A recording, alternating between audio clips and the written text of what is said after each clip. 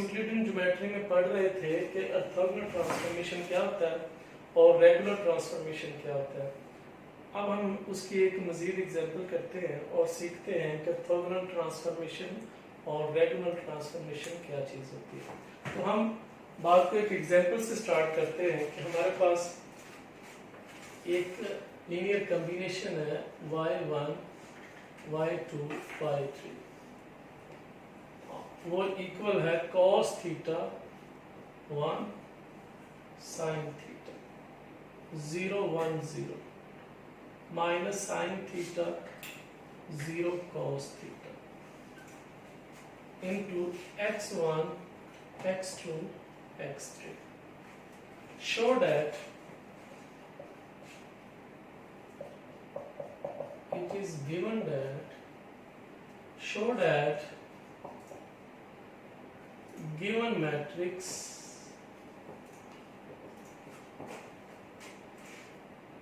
is orthogonal matrix, orthogonal transformation, and is it regular transformation or not.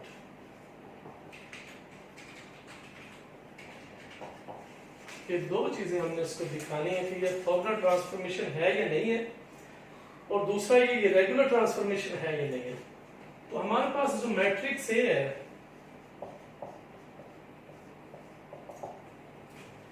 आपको पता है अगर हम इसकी डेफिनेशन पढ़े लीनियर ट्रांसफॉर्मेशन की y, ये मैट्रिक्स ए और ये मैट्रिक्स हम लेट कर लेते हैं x के इक्वल।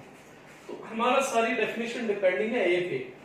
अगर हमारे पास a इंटू ए टी का आंसर आइडेंटिटी के इक्वल आ गया तो फिर हम कहेंगे कि हमारे पास जो ट्रांसफॉर्मेशन है वो एक ऑर्थोगोनल ट्रांसफॉर्मेशन है, अदरवाइज नहीं।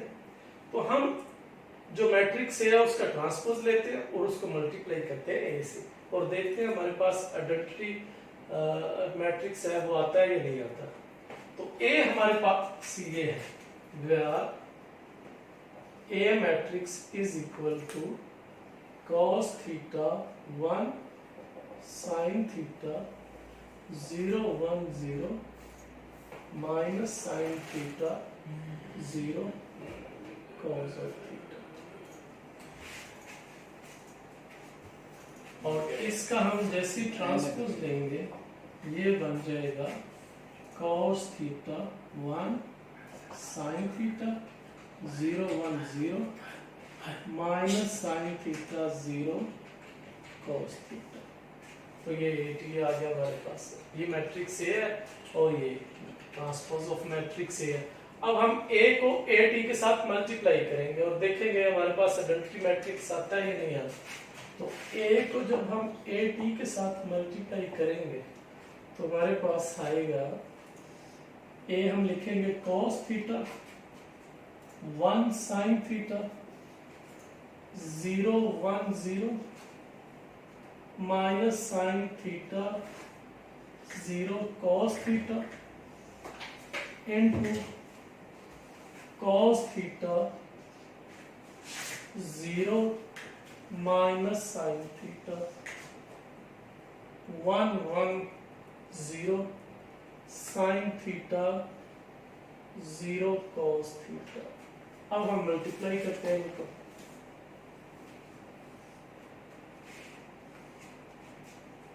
रो को कॉलम के साथ cos के साथ मल्टीप्लाई होके cos के थीटा प्लस 1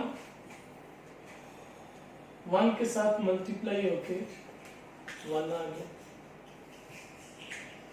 और sin थीटा के साथ मल्टीप्लाई होके sin स्क्वायर थीटा आ गया। और जब हम इसी रो को सेकंड कॉलम से मल्टीप्लाई करेंगे तो हमारे पास cos थीटा 0 से मल्टीप्लाई करने पे 0 आ गया, 1 को 1 से मल्टीप्लाई किया तो 1 आ गया और sin को हम 0 से मल्टीप्लाई किया तो 0 आ गया। फिर हम जब cos को मल्टीप्लाई करेंगे माइनस sin थीटा से तो ये आ जाएगा minus sine theta cos theta, फिर 1 को 0 के साथ किया 0 आ गया, और ये आ गया plus sine theta cos theta. तो यहां से हमारे पास ये आ गया।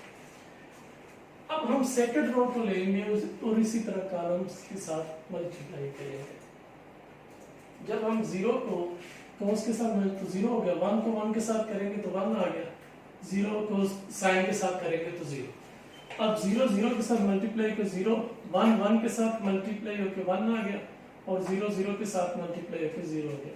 और जब इसके साथ मल्टीप्लाई करेंगे ये 0 हो गया, ये भी 0 हो गया, ये भी 0, ये सारे तीनों 0 आ गए।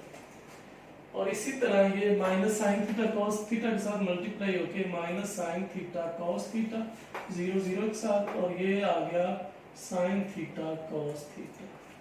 फिर जब ये इसके साथ तो ये भी 0, ये भी 0, ये सारे 0 हो जाएंगे। और जब ये इसके साथ मल्टीप्लाई करेगा तो ये माइनस साइन स्क्वायर थीटा, ये 0 हो जाएगा, कॉस कॉस के साथ मल्टीप्लाई होके कॉस स्क्वायर थीटा। आप देखिए ये हमारे पास sine square theta plus cos square theta 1 बन गया, 1 + 1 2 आ गया, ये 1 आ गया, ये कैंसिल होके 0 आ गया, ये 1 1 0 आ गया, ये फिर कैंसिल हो गया 0 आ गया, ये 0 आ गया, और यहां से आ गया cos square theta minus sign square theta. अब हमारे पास जो है वो आइडेंटिटी मैट्रिक्स नहीं आया, यहाँ पे मान होना चाहिए था, ये 0 0 होने चाहिए थे, तो ऐसा मामला नहीं हुआ हमारे पास, तो ये आइडेंटिटी मैट्रिक्स के इक्वल नहीं आया, not equal to identity matrix. तो इसका मतलब ये हुआ कि ये जो हमारे पास पड़ा हुआ है मैट्रिक्स, ये ऑर्थोगोनल ट्रांसफॉर्मेशन नहीं रखता, क्योंकि आंसर आइडेंटिटी के इक्वल नहीं आया। अब हम देखेंगे कि क्या ये जो ट्रांसफॉर्मेशन है, क्या ये ऑर्थोगोनल ट्रांसफॉर्मेशन के अलावा ये रेगुलर ट्रांसफॉर्मेशन डिस्कस कर सकते हैं हम या नहीं। तो आप इसका डिटर्मिनेंट लें सिर्फ, अगर वो आंसर 0 के इक्वल नहीं आया तो फिर वो रेगुलर ट्रांसफॉर्मेशन है, अदरवाइज नहीं है। तो अब हम उसका डिटर्मिनेंट लेते हैं।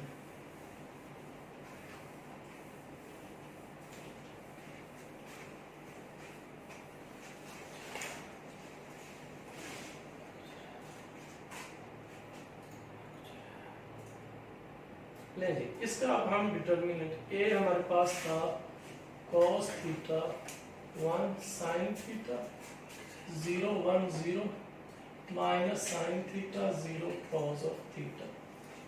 इसका डिटर्मिनेंट लेंगे, डिटर्मिनेंट लेंगे तो cos थीटा रोज की कॉलम, और हमारे पास आ गया 1 0 0 cos ऑफ थीटा माइनस 1, वो रो कॉलम, और 0 0 minus sine theta cos theta plus sine theta, और रोज और कॉलम गए 0 1 और माइनस साइन थीटा 0।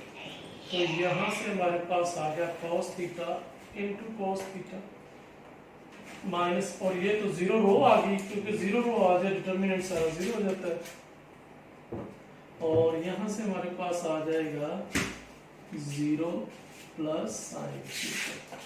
तो ये बन गया cos स्क्वायर थीटा, और यहाँ से आ गया प्लस साइन स्क्वायर थीटा। तो ये आंसर 0 के इक्वल नहीं आया, बल्कि 1 आ गया। तो अगर आंसर 0 के इक्वल ना आए तो फिर हम कह सकते हैं this implies that the linear transformation is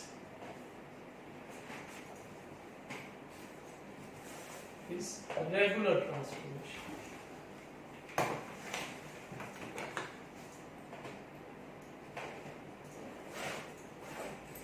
और अगर आप इसको इस मेथड से सॉल्व नहीं करना चाहते, AAT आइडेंटिटी मेथड से नहीं करना चाहते, तो आप दोनों साइड्स पे A इनवर्स से मल्टीप्लाई कर लें।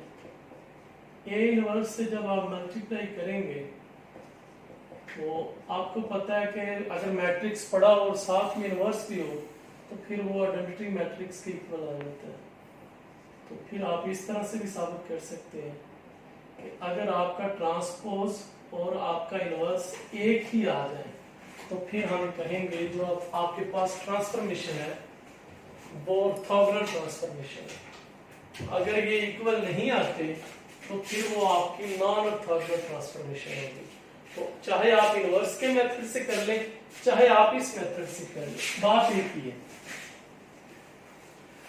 तो इस तरह के हम बहुत सारे क्वेश्चन 2 डिमेंशनल 3 डिमेंशनल कर सकते हैं कि रेगुलर ट्रांसफॉर्मेशन निकाल सकते हैं, ऑर्थोगोनल ट्रांसफॉर्मेशन निकाल सकते हैं। उसके लिए कुछ जो रिजल्ट्स हैं वो आप लोग याद कर लीजिएगा कि इस फार्मूले हमारे पास ये इस तरह से इसमें इस्तेमाल हो सकते हैं कि 1 plus tan square theta secant square theta, यहाँ पर रिलेशन आई, यहाँ पे ये लिख देना, और 1 plus cot square theta is equal to cosecant square theta,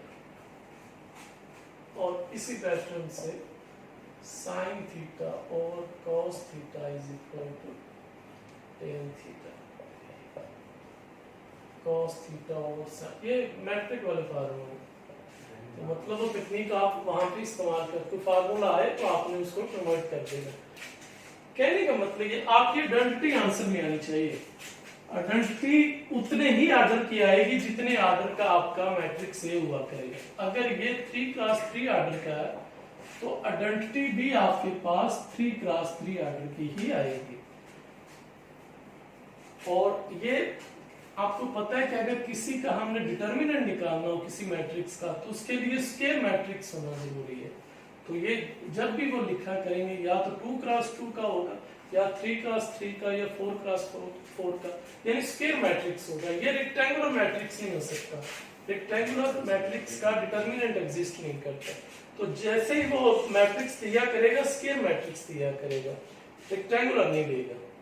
तो इस तरह से हम अपने क्वेश्चन को सॉल्व कर सकते हैं। कुछ और भी जो एग्जांपल्स हमने कल की थी और ये एग्जांपल मिला के आप इन चीजों को करें, कोई मसला मसाइल हो तो हमें बताइएगा, फिर हम नेक्स्ट कुछ क्वेश्चन और इसके लेके आएंगे। तो आज के लिए हमारा इतना ही है। अल्लाह हाफिज।